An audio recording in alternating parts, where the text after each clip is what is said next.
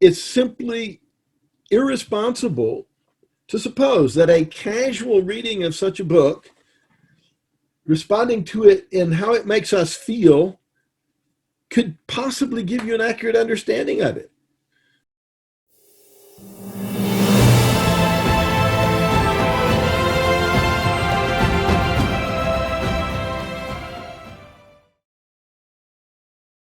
Think about 2 Timothy 3:16.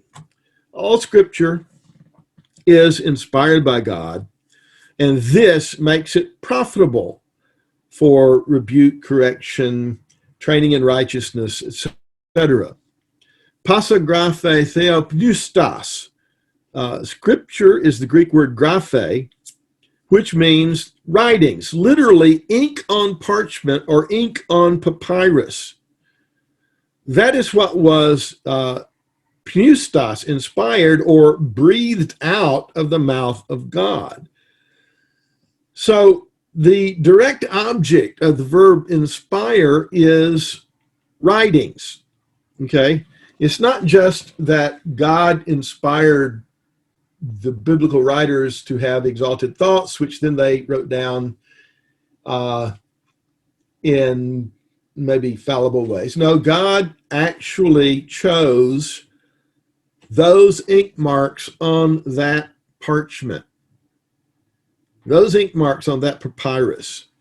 In other words, what was inspired is the words. Those words, in other words, and no others, in that order, in those grammatical constructions, written in that language, Hebrew, Aramaic, or Greek, at that particular moment in history. Okay? The Bible means what those words say in the light of the very particular grammar, context, and historical background that is revealed by those things. They were written in foreign languages that most of us can't read. 2,000 to 3,500 years ago, Moses, in very, very round figures, is 1500 BC. So there's the Pentateuch, call it 1500 BC, just to make it a very round figure.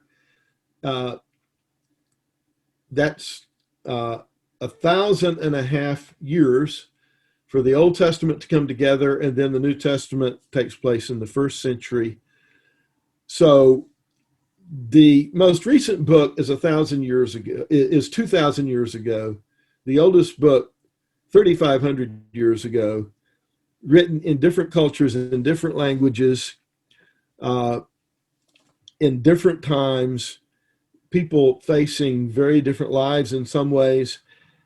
It's simply irresponsible to suppose that a casual reading of such a book, responding to it in how it makes us feel, could possibly give you an accurate understanding of it.